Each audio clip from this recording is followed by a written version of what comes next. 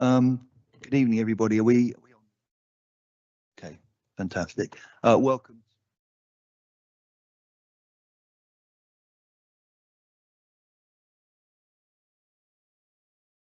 We've received apologies from Councillor Packer.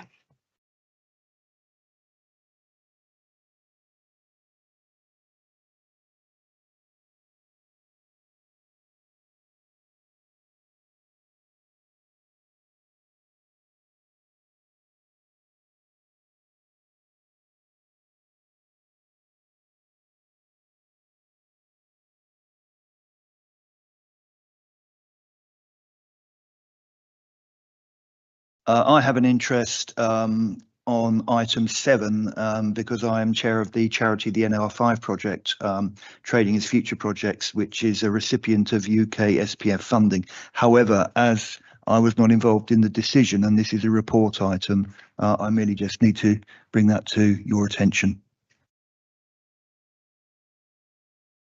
So we now move on to questions to Cabinet members. Councillor Galvin. First question, this is, and we're taking all these now, I think.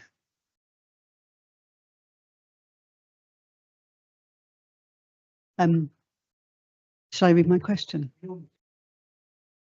Okay, Yeah. sorry, I was given these. I thought we had public questions. That's why I got confused. So apologies. I didn't realise that so we'll take these as at the appropriate time. Thank you. So no public questions or petitions. I thought there were, but there aren't. Questions to Cabinet members, we'll take those at the appropriate moment, but none for this part of the agenda have been received. And then the minutes. Can I confirm, please, that the minutes are an accurate record of the meeting on the 5th of March 2025 and the extraordinary meeting on the 19th of March 2025? I propose to have a seconder. Emma, thank you. All those in favour? Thank you. That's carried unanimously. Item 6 is the Norfolk and Suffolk devolution consultation and the Norwich City Council response. I will.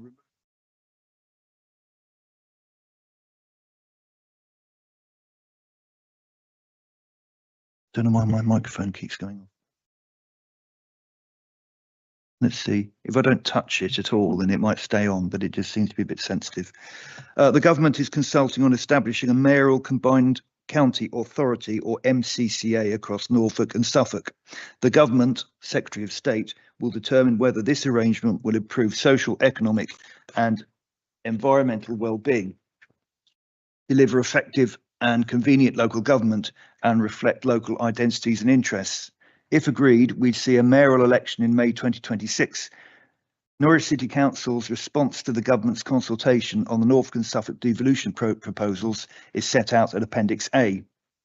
The consultation covers 7 key questions focusing on the governance arrangements of the MCCA and its potential impact on social outcomes, the economy, the environment and local services. While local government reorganisation, or LGR, is not part of this consultation, it remains an important context for our response. Our draft response supports the principle of an MCCA and the opportunities devolution brings. However, we're clear that benefits for Norwich will hinge on governance arrangements and ensuring our decision-making influence is secured. We've emphasised that local decision makers are best placed to shape policy and deliver services effectively, and we've stressed that every principal authority should hold a voting seat on the MCCA board during the transition, ensuring diverse perspectives are heard and fair representation. We've been clear that these opportunities for Norwich could be lost if we do not have a strong voice at the MCCA table. We've underlined the importance of devolution, amplifying the potential of Greater Norwich as an economic powerhouse for the region. Our response emphasises that urban centres like Norwich are critical to driving regional and national growth, as well as raising living standards. At the same time, strategic collaboration must be balanced with maintaining genuinely local government and avoiding the creation of large, distant mega councils. Our response highlights that working across this broader geography offers potential to strengthen environmental outcomes through coordinated action and long-term strategic planning. But success depends on getting the size and structure of local government right, so it remains connected to communities while contributing effectively to regional solutions. We also stress that community identities and local needs must be embedded in MCCA decision making. Larger structures can only be effective if they still allow meaningful local representation and service delivery remains connected to community priorities. The proposed transition governance model set out in Appendix B grants 2 votes each for Norfolk and Suffolk County Councils and 1 vote for the elected mayor. Non-constituent members may be appointed but would only have voting rights on the MCCA board at the MCCA board's discretion. We're asking government to agree that the number of non-constituent members per county should be a minimum of 1 seat for each district, city and borough council, ensuring equitable representation for rural, urban and coastal areas and granting them voting rights on matters directly impacting their areas. Looking ahead, with LGR, new unitary councils will become full voting members of the combined authority. Norwich is committed to developing a strong business case for a unitary authority for Greater Norwich to ensure urban priorities are properly represented. To conclude, there is a risk that without proper representation for Norwich, the combined authority will lack urban focus, which could diminish its potential impact. Conversely, this is an opportunity to design structures that work for all communities, rural, urban and coastal, and we are asking government to seize the opportunity. Do I have a seconder, please? Oh, Emma. Okay, thank you, Councillor Hampton. Does any cabinet member wish to speak on this item? No. Okay, thank you. So I'll move to questions from political group leaders that have been sent in advance. Councillor Galvin, would you ask your question, please? Thank you.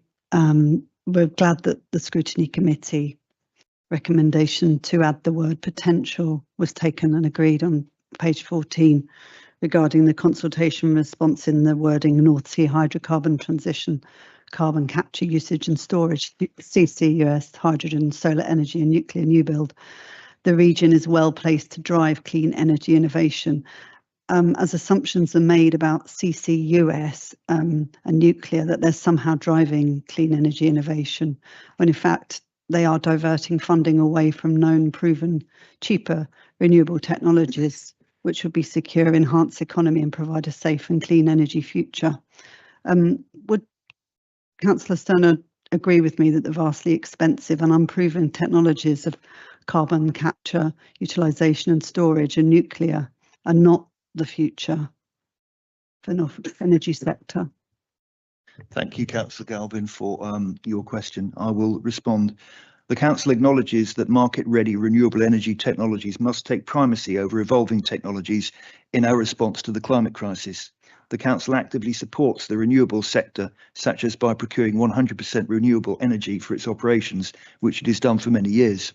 But renewable technologies have not always been low cost. The cost of renewable energy has greatly reduced over the last 2 decades due to the support shown by government and consumers alike, which have enabled the technology to mature and to become market ready and cost effective.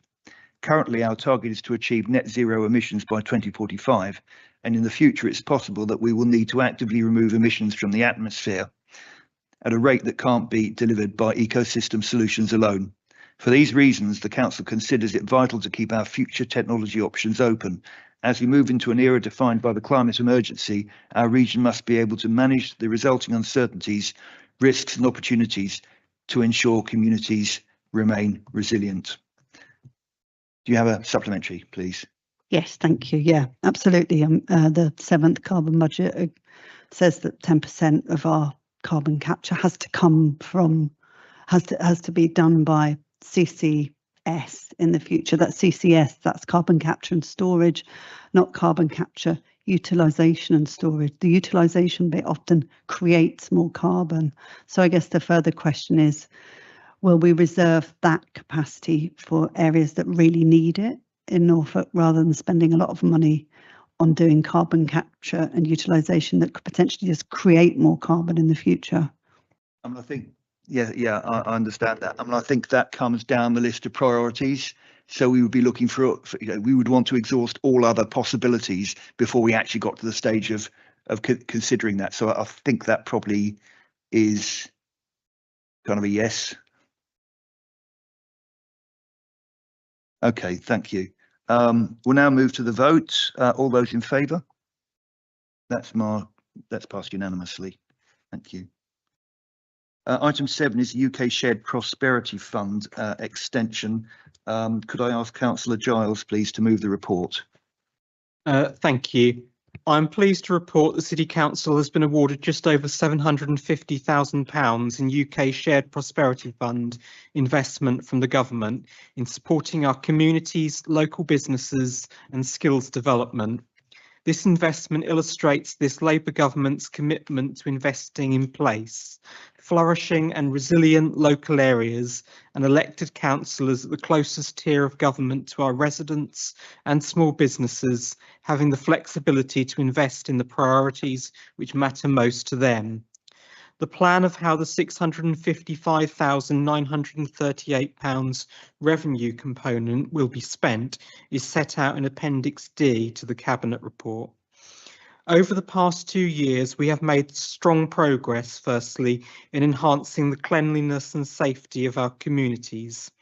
While it is vital that this progress is embedded into our core delivery, we will continue to draw on this funding to ensure this improvement continues. As such, £50,000 has been dedicated to employing an environmental services enforcement officer to ensure perpetrators of environmental crimes, such as fly tipping, which blight our communities, are brought to justice. £20,000 has been committed to estate aesthetics works around shopping parades on council estates, and this will be complemented by capital funding to be announced further to restore pride in these hubs for our communities. And £42,000 has been committed to retaining our fantastic community ASB officer to work in partnership with the police and local communities to design out crime and ASB from our communities. This Labour-led administration knows that these bread and butter issues really matter to our residents, and under our stewardship they will continue to get the attention and funding they deserve. Secondly, this administration has dedicated a significant percentage of this funding to tenancy support and tackling the causes of homelessness. £20,000 will go to incentives for landlords to join the City Council's brilliant Let NCC scheme in order to increase the stock and availability of affordable rental properties on the Home Options Register. £45,000 will go to an additional tenancy coach in our fantastic specialist support team to provide early intervention support to our most vulnerable tenants who require support in maintaining their tenancy. A further £49,000 will fund an additional member of staff to enable the specialist support team to extend such support to tenants in the private rented sector with complex needs to maintain their tenancy. £3,500 will go into extending our mediation contract with Catch-22 to support 18 to 25-year-olds at risk of eviction from the family home. £15,000 has been committed to increasing funding for our interest-free discretionary homelessness prevention loans for those in severe financial circumstances at risk of homelessness. The importance of retaining a roof over one's head as a starting point to resolving all other issues in life cannot be overstated. £45,000 has been dedicated to an additional caseworker for our successful Interact team. Interact, the Integrated Anticipatory Care Team, is a multi-agency service composed of local authorities and NHS and VCSE partners to tackle housing issues negatively impacting on health and well-being. This additional capacity will enable us to engage with the Proactive Falls Prevention Project led by the County Council, drawing on AI to identify and work with individuals at risk of falls. £45,000 has been committed to recruiting a coordinator for the multi-agency Support Now project. Norwich's VCSE advice and support sector is facing a perfect storm.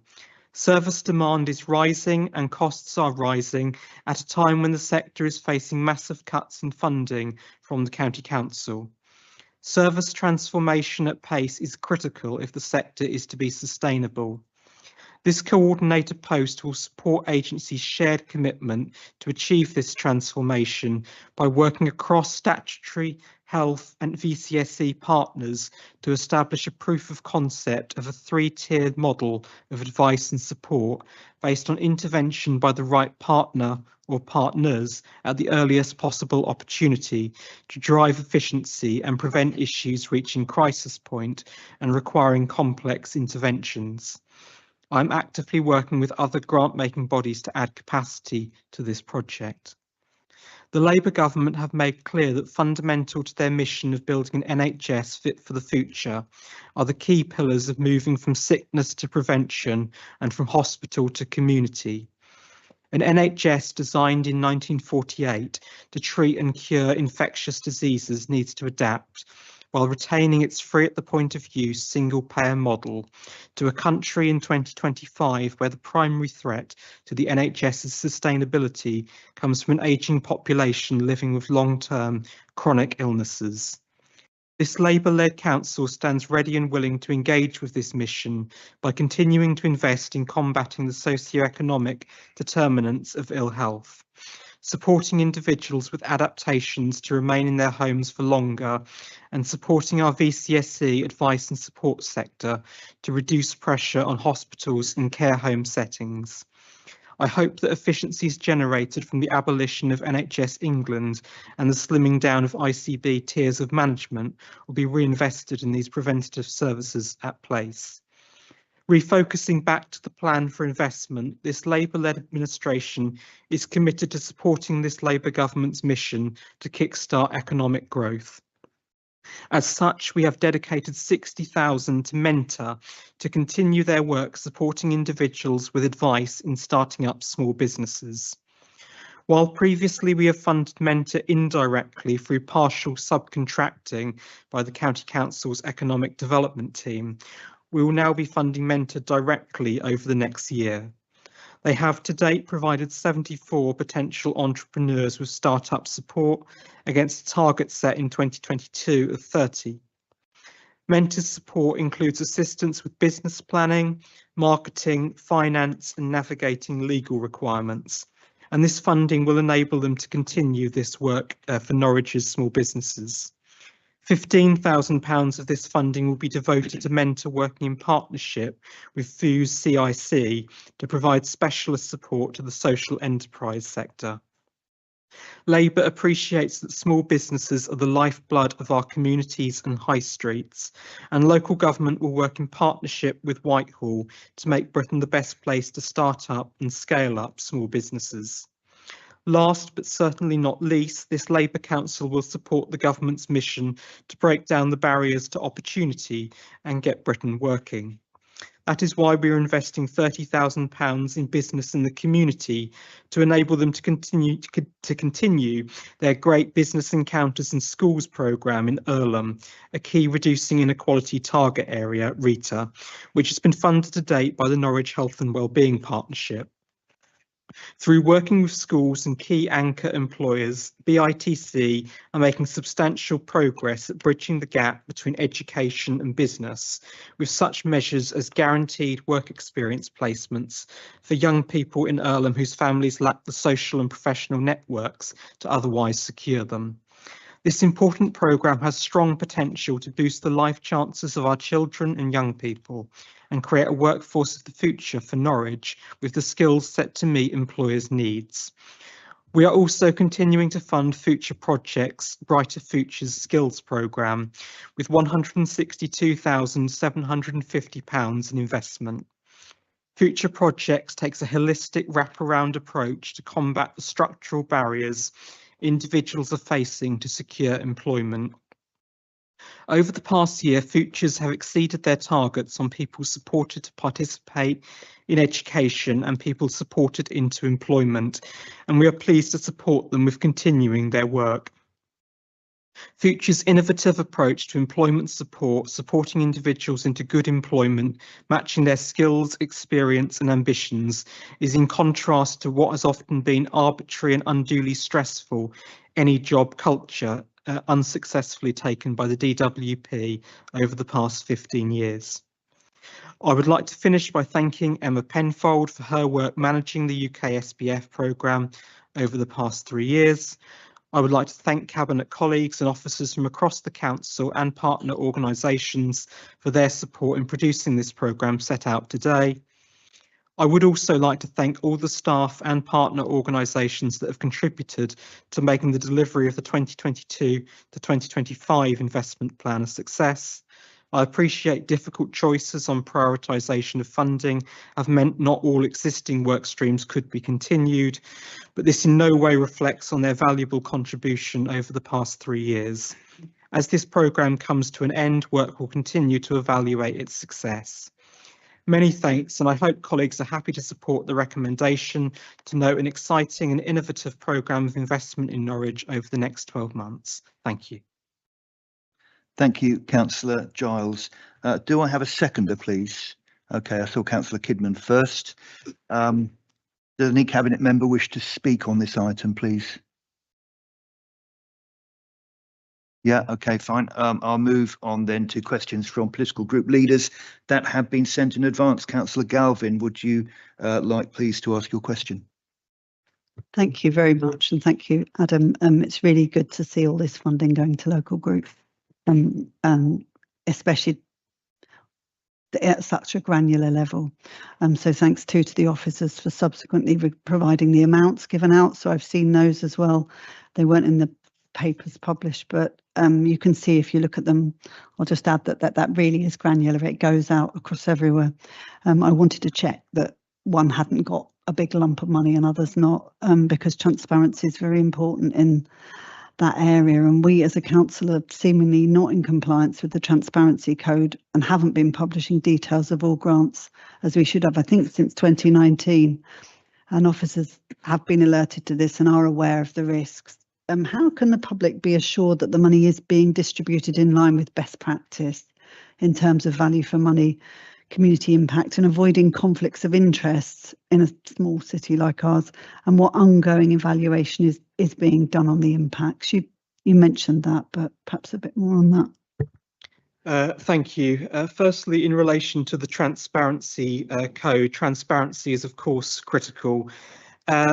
The impact across the UK SPF programme has been vast, and I appreciate the granular detail as to the exact grants from those particular streams weren't included initially, as officers were trying to keep the report concise. However, they were obviously subsequently annexed, and I appreciate they've been emailed across to you.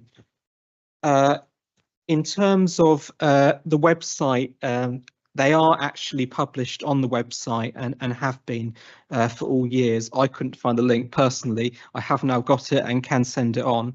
They are under the community grants section of the website for all relevant years. The 24-25 ones haven't been added yet, but as they're being evaluated over the coming weeks, they'll be added in due course in line with our obligations.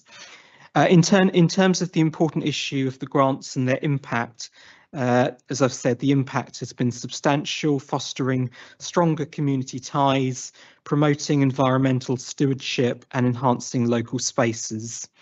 By empowering volunteers and ensuring equitable access to resources, these grants have successfully addressed local issues and created lasting positive change in the communities they serve. However, the balance between monitoring obligations and accessibility of the grants has had to be carefully managed. While successful applicants are required to provide end of project reports, that's a condition, the whole process has been designed to be straightforward and supportive. This ensures that small community groups and charities can access the grants without being overwhelmed by administrative burdens. By maintaining this balance, the small grants have proven to be an effective tool for community development and engagement. We are still in the early stages of evaluating the UK SPF. Initial findings indicate that the grants and support provided by the Community Enabling Team are making a significant positive impact. By offering time and space for conversations, the team helps individuals explore their ambitions and connect with each other. This wraparound support at the community level is crucial for local groups to develop and grow, fostering a sense of unity and shared purpose. The full evaluation will be published on its completion. And I will say we did have a multi-agency meeting a few weeks back here in the Mancroft room with beneficiaries of the of various different grants over the last 3 years and other partner agencies to assess their impact. So thank you very much. Thank you. Thank you, Councillor Giles. Do you have a supplementary, Councillor Galvin? Yeah, I might pick it up with you outside, but just to check, we do publish. I thought we'd stopped publishing grants to VCSE organisations in 2019, but I can check with you afterwards. They are. Have they been retrospectively added? No, they were on the website, and I can send you the link. However, I do appreciate it wasn't easy to navigate, so I'm happy to send the link. Thank you, Councillor Giles. We will now move to the vote. All those in favour? Thank you, that's unanimous. So now we move on to item 8, that's delegated authority to award the main contract for the enabling works at Milecross Depot site for the development of 67 new dwellings. Councillor Jones, would you care to move the report? I certainly would. I'm really pleased to be bringing forward the next steps for the Milecross development tonight. This is seeking delegated authority to award the main contract for the enabling works for the Milecross former depot site for the development of 67 new dwellings. This has been a complex process to progress from the original City Works site. It took significant work to decontaminate the ground to the point where we can now progress to building this new development. The process used for site remediation, I have to say, was fascinating, and I really enjoyed having that explained and seeing how the site has worked in partnership with other sites in the city to reuse material where possible. We've progressed through planning and have a clear vision for the first build on this site. Due to the complexity of this development, though, it has been reviewed prior to progressing. This has resulted in splitting the work into 2 packages, of which this is the first. So this paper tonight brings forward the first steps of adding to the site. Until now, it has been about clearing it. These works include constructing the main spine road, the construction of surface water and foul water main drainage system, the installation of new high voltage incoming power supply and associated substation. I missed one in my list. I can't remember which one. Oh, and a new Bellmouth entrance to the site under a small highway works agreement. So this will not just benefit the first phase of housing, but for further development on the site. So separating this out also seems appropriate for this reason, and it allows us to progress this work on the site whilst tendering progresses for the main contractor for the build for the rest of the housing. Working this in a timely way, and it allows us to unlock the site, allowing the allocation of right to buy receipts. Alongside this, it's important to acknowledge the host of other works that have been progressing also on the site recently, such as work towards party wall agreements and other surveys that have been needed, supporting the goal of the first HRA tenants hopefully being able to move into their homes towards the end of next year. I would also like to highlight that by letting the contract separately rather than the main contractor, this can give us greater control. I look forward, though, one thing I really want to highlight is we're talking about a road, and I think given the amazing performances we've had recently, both at Cabinet and at full council, we've got the chance now. It's going to be a road, and I look forward to the time where we get the honour of naming this, celebrating a Norwich woman who's contributed to our city, and addressing that inequality that they very kindly brought and highlighted in this forum. It's going off piece slightly, but I think it's important to come back to that because I think it's really been a very interesting conversation.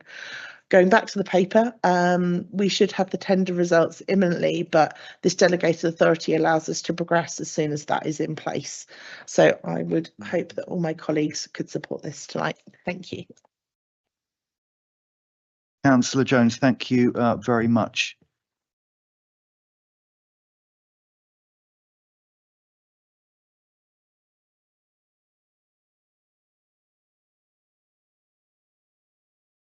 I would just say this is fantastic. I'll take the words out of your mouth.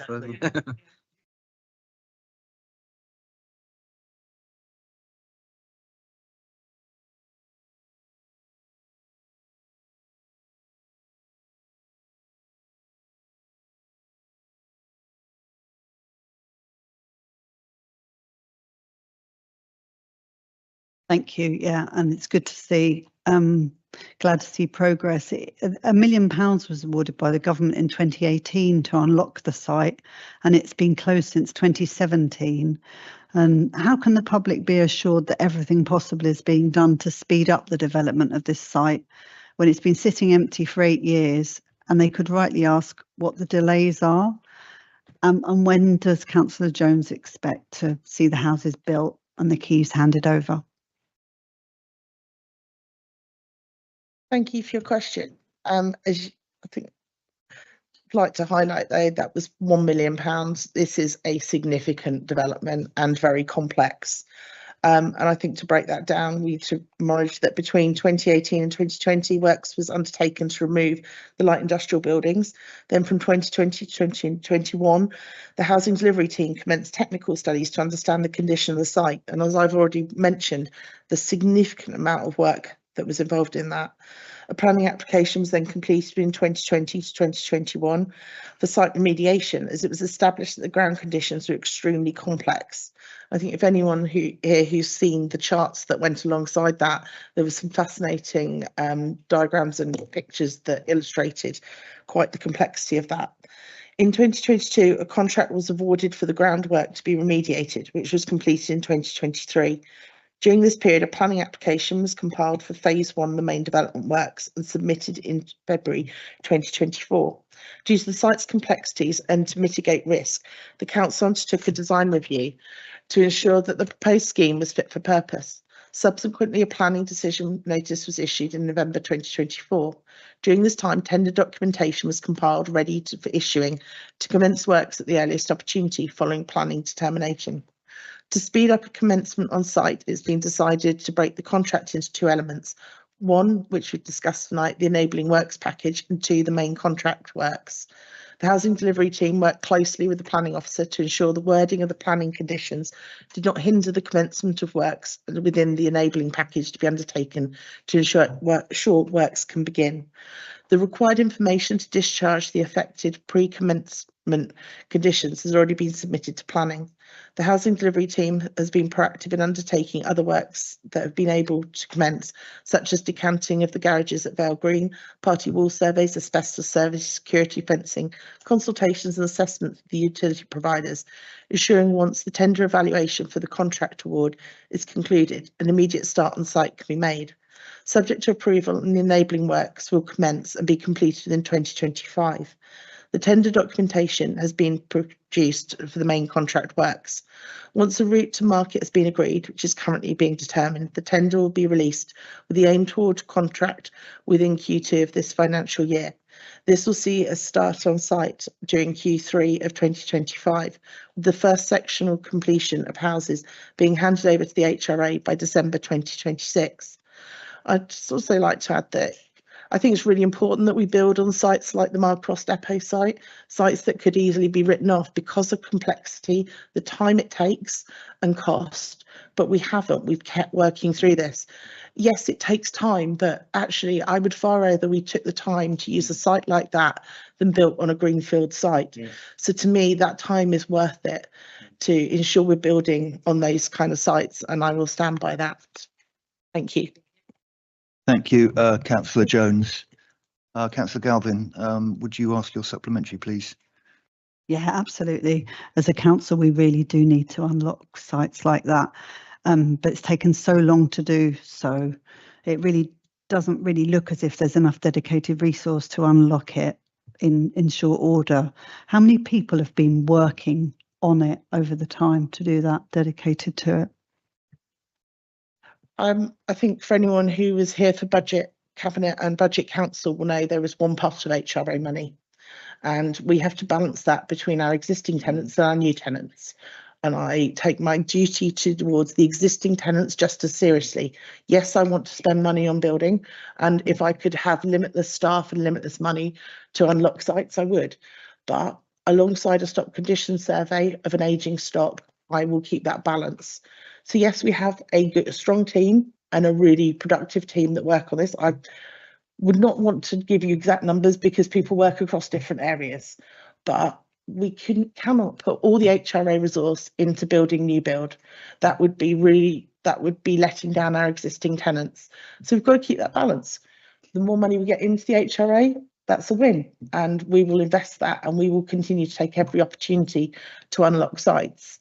But I think we do have to be realistic about the complexity of a site that I think most private sector developers would run a mile from, but we've stuck it out when others wouldn't. So I think you can push back on time, but I think I would rather we took time and used it and make it work, which we also still has to stack up in the HRA business plan in terms of payback time. So this has to be done in the right way with the right support where we can get it, but getting grants where we can get that so that it will pay back. I think I would be pretty confident that a lot of private sector developers would not find that works for them. So it might not be as quick as in an ideal dream world, but I think we'll make it work. Absolutely. Absolutely. Thanks. Thank you, Beth. Councillor Jones. We'll now move to the vote. All those in favour? That is unanimous. Thank you very much. I will now move that we exclude the press and public from the meeting during the consideration of items on the grounds that it involves the likely disclosure of exempt information as specified in Part 1 of Schedule 12A of the Local Government Act 1972, or it being confidential for the purposes of Section 100A(2) of that Act. Do I have a seconder, please? Beth, thank you. All those in favour?